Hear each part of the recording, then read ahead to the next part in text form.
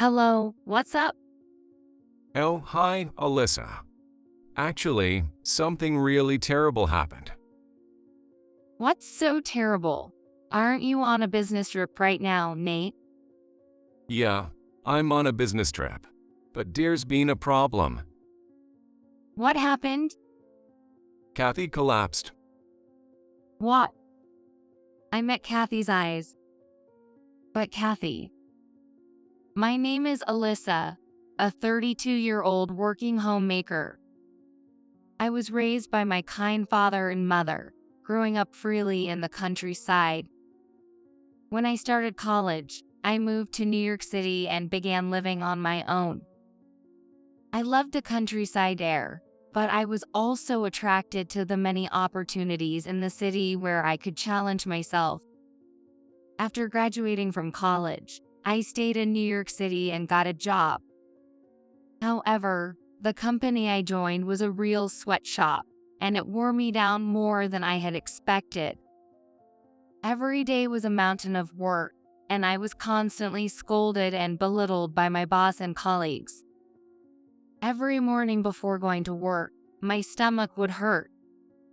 Even so, I forced myself to endure it because it was the path I had chosen, and I dragged myself to work. But one day, I collapsed on my way to the office. I had been working overtime until the last train every night, and on top of that, I was forced to join my boss for drinks and had to drink a lot. After returning home late at night, I forced myself to get up and go to work, but I lost consciousness on the way to the station. A passerby called an ambulance, and I was taken to the hospital. The diagnosis was overwork and lack of sleep, and I laughed to myself, thinking, of course. Working at such a company, it was inevitable. But there was no choice. Everyone accepted it and kept working. My thinking was distorted by the environment. However, when it was decided that I would be hospitalized, my worried parents came from the hometown to see me, and I couldn't help but cry when they arrived. Mom, Dad. My parents silently hugged me. I was so scared thinking about what could have happened if you had collapsed alone at home. I was taken aback when my mother said that to me. The situation was quite abnormal. The company I worked for was insane. So, I decided to quit. Since then, I have been working from home as a freelancer. My parents suggested that I return to my hometown, but there were more job opportunities in the city. Besides, I didn't want to run back home defeated. There was some rebellious spirit in me. So, I stayed in New York and started a new job. I had originally worked at a web design company, so I chose the same type of work as a freelancer. At first, I applied for jobs that welcomed beginners and focused on building my portfolio.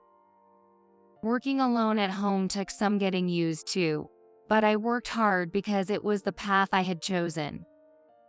Gradually, my efforts started to pay off, and the rates for my work began to increase. Thanks to that, I'm now earning about the same amount of money as when I was a full-time employee. Although the first company I joined was a sweatshop with very low pay, so in general terms, it's not much. Still, I'm very proud of having started from scratch and gotten this far. With my work going smoothly, I began looking for new connections. Around that time, my friend William introduced me to someone at his workplace who was looking for a girlfriend.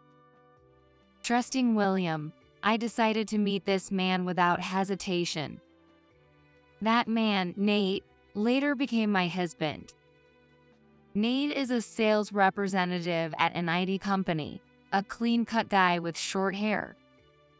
He's the same age as me but looks younger. And as expected of a salesperson, he had a way with people. He was very interesting and a good conversationalist. Therefore, even when we first met, I had a great time.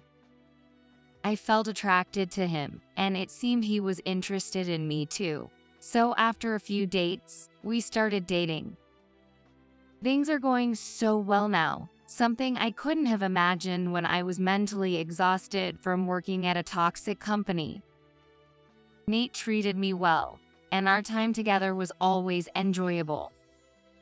Our relationship progressed smoothly, and a year and a half after we started dating, he proposed to me and we decided to get married.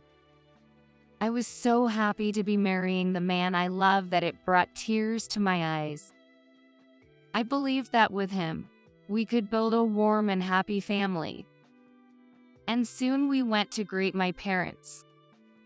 I promise to make our life happy with Alyssa, so please rest assured.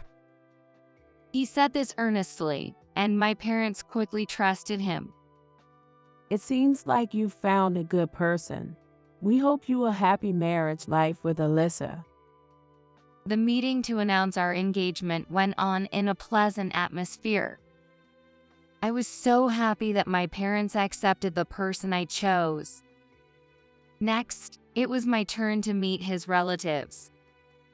Actually, he had already lost both his parents. He lost his mother to illness when he was young, and his father also passed away a few years ago due to illness.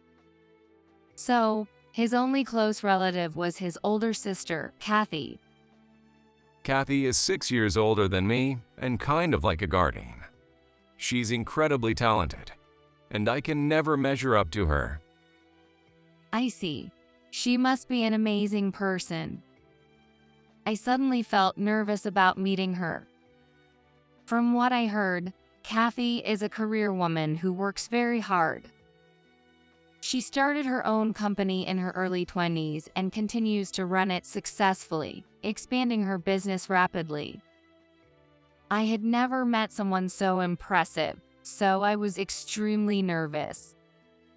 I wondered what kind of person she would be.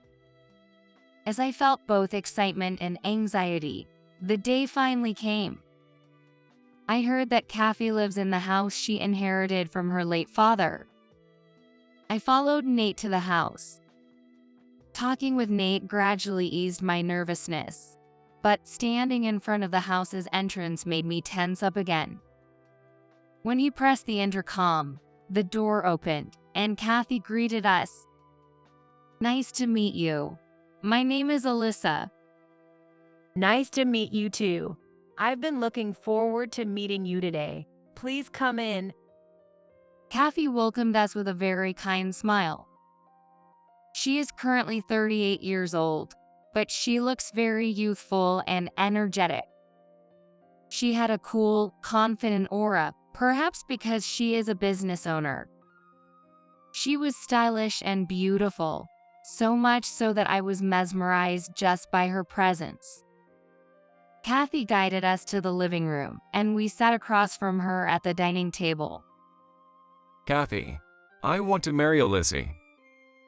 Well, if she's the one you chose, I trust your decision. You're adults, so all the responsibility is on you. Besides, she seems like a dependable person, so I'm relieved. I was relieved to hear Kathy say that.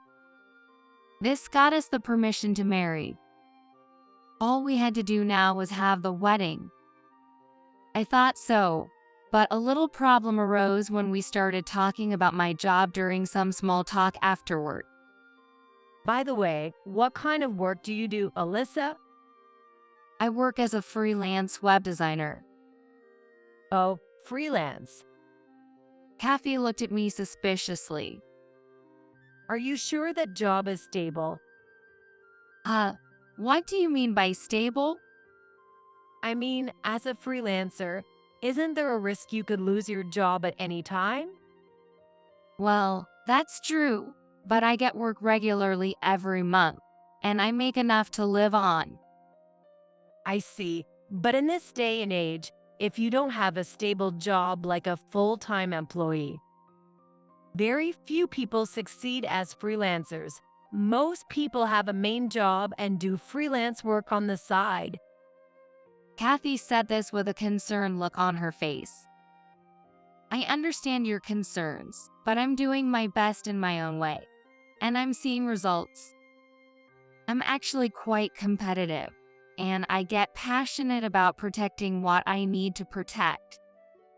Nate stepped in to stop us. Hey, both of you, that's enough. Now's not the time to get into a deep discussion about work. That managed to calm things down, but Kathy still didn't seem convinced. She wasn't opposed to our marriage, but she didn't seem to understand my job. However, since Kathy's house was about a 2-hour drive from our new home, I thought we could avoid regular contact with her, so Nate and I got married. Afterward, we met each other's families, and we were able to have a smooth wedding. William, who had introduced us, gave a wonderful speech, making it an unforgettable, beautiful wedding. And so, my married life with Nate began. In the beginning, we enjoyed a happy newlywed life. We spent our weekends driving and traveling, making lots of memories. Life with my kind husband remained peaceful, and I felt happy thinking that having kids would make us even happier. But in the second year of our marriage, Nate started coming home late, saying he was busy with work. Can we have dinner together tonight? Oh, sorry. There's a lot of paperwork with a new deal, so I'll be working late. Everyone at the office is working late, and even though we're newlyweds, I can't be the only one leaving early.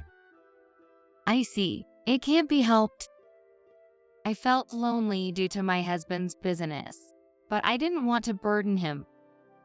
While working from home, I did my best to take care of the housework for him.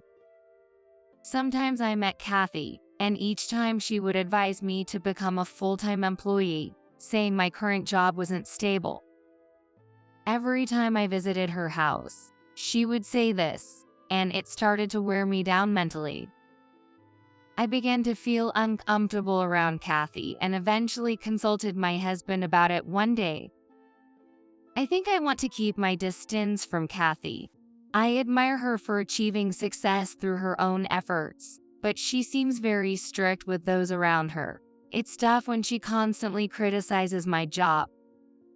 Well, Kathy is a bit conservative. Plus, she has a protective role over me, so she probably sees herself as a parent and treats you the same way.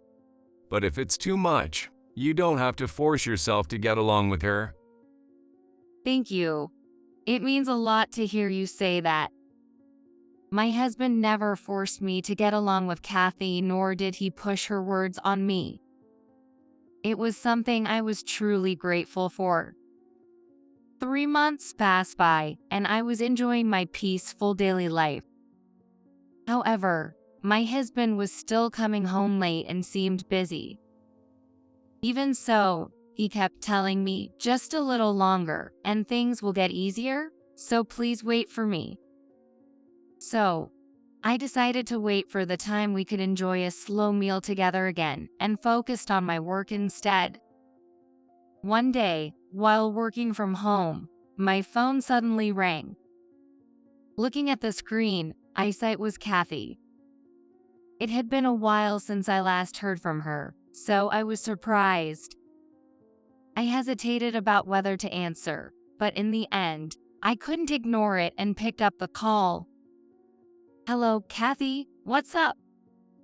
I hadn't been to her house recently, and Kathy hadn't said anything in particular to me, so I wondered if she was calling to complain about my lack of visits. I found myself bracing for potential criticism from her about not visiting. Instead, she surprised me with unexpected words. I'm sorry, Alyssa. What? I've been too harsh on you without really knowing you. What do you mean?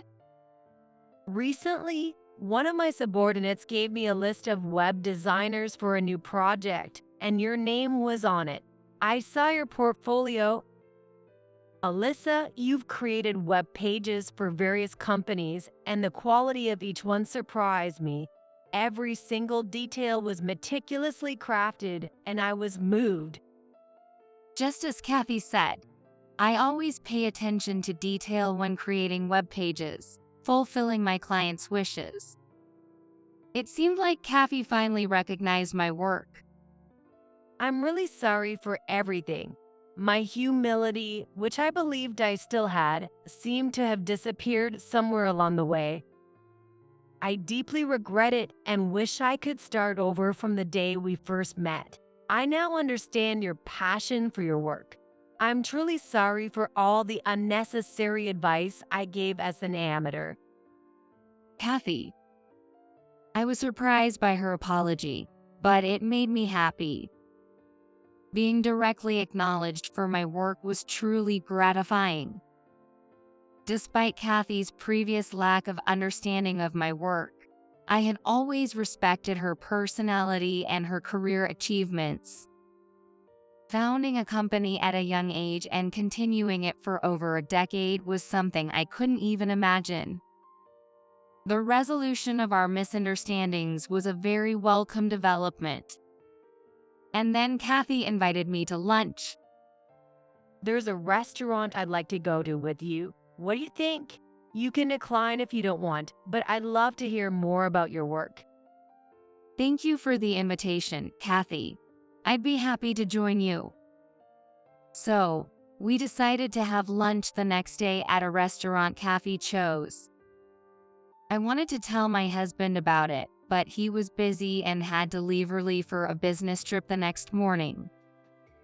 He'd be surprised but surely happy to hear that Kathy and I were getting along. Thinking about this made me excited as I got ready. Time flew by, and the lunch date with Kathy was approaching. I didn't want to be late, so I headed to the upscale restaurant Kathy had recommended via text. I even went to the salon to lightly style my hair and dress nicely to ensure I wouldn't embarrass Kathy. Oh, Alyssa. Kathy waved at me with a smile in front of the restaurant, then apologized to me again. I'm really sorry for saying all those things about your work. It's fine, Kathy. Let's just enjoy today together. I'm glad to hear you say that. You can eat whatever you like today. Really? Are you sure about that? I might just eat everything on the menu. Oh my, shall we try to conquer the menu together? It's going to be quite an amount. We continued our meal in a joyful mood. As I talked with Kathy, I started to see the good sides of her that I hadn't noticed before. I began to respect Kathy, who was capable, strong, and kind. Kathy also shared various things about herself, including her divorce story. It turned out she had been married before but had divorced due to her husband's affair. When I got divorced, I was really glad I was a business owner. Even as a woman, having the ability to be independent is advantageous. Having many options is a wonderful thing. Otherwise, you'd have to endure unreasonable situations. That's why I was a bit strict with you. But it seems I was meddling unnecessarily, and I'm really sorry for that. I'm happy you understand now, and I also understand your thoughts and feelings. You were genuinely concerned about me. As I said this, Kathy smiled shyly. Then, suddenly, my phone rang. Oh, it's Nate. I wonder what's up. Isn't Nate on a business trip right now? Yes, he is. Something bad might have happened.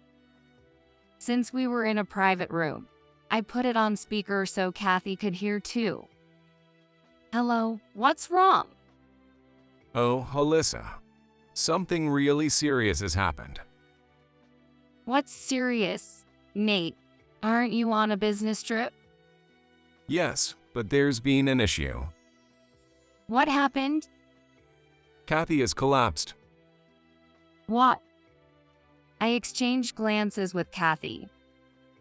But Kathy is. As I started to say that, Kathy urgently gestured to me to keep her presence a secret. Understanding her intention, I decided not to mention it. My husband didn't notice and continued talking. So, I'm cutting my trip short and heading to the hospital. Kathy is undergoing some tests, and I'll get the details from the doctor. After that, I'll be taking care of her at home until things settle down. Shouldn't I go too? No, it's fine. You don't really get along with Kathy, right? Even so, Don't worry about it. Actually, Kathy thinks you're a troublesome sister-in-law to you, so she said it's fine if you don't come. I see. All right then. I'm going to hang up now. Nate said that and ended the call. At that moment, I realized he was hiding something from me. And it must be something he couldn't talk to me about. He is almost certainly cheating. Then Kathy said, Alyssa, unfortunately, I think you're right. Nate is cheating. But don't worry, I'm on her side. reassured by Kathy's definite words, I resolved to uncover the truth. And if he is cheating, I vowed to myself that I would take action against my husband. After that, Kathy and I started to plan together. First, to investigate my husband's actions, I immediately contacted William. He's a colleague of my husband's at work and should know well about my husband's work situation. When I explained the situation over the phone, he suggested we meet in person, so Kathy and I decided to meet him later. A few days later, the three of us talked in a cafe, and it turned out my husband hadn't gone on a business trip at all but had been taking a week off using his paid leaves. During this time, he was likely spending time with his mistress. William, knowing my husband's lies, had started to suspect the affair. I'm sorry. I didn't think it would come to this. No, it's not your fault. Later, Kathy and I decided to hire a detective agency to get solid evidence. When my husband returned a week later, he lied unbelievably about Kathy's health deteriorating or becoming sick. I pretended to know nothing and went along with his story. Then, about a week later on the weekend, my husband said he was going to check on Kathy and left, planning to return on Monday. This was undoubtedly another rendezvous with his mistress. I sent him off with a smile and immediately contacted Kathy. Then Kathy came to stay with me on Sunday, and we waited for my husband at home. We already had the investigation results from the detective agency, but further plans were needed to corner him. Then Monday came, and my husband returned home around noon. I'm home. Welcome back. How is Kathy doing? Well, she's managing, but she'll need to start going to the hospital regularly. I'll need to check on her from time to time. That sounds tough. She was unusually down. I guess she feels I, being her only family as her brother, should be there for her. The moment Nate said that, Kathy appeared from the next room. Nate, what are you doing? Whoa. Nate was so surprised to see Kathy that he nearly fell over. As my husband was taken aback, Kathy and I slowly approached him together. Do you have another sister or something? What do you mean? Why is Kathy here? I thought you and Kathy didn't get along. We've reconciled, and I was shocked when you called to say I had collapsed while I was having a pleasant lunch with her. What? Your timing couldn't have been worse for you. Well, it made it immediately obvious to us that you were cheating. Cheating.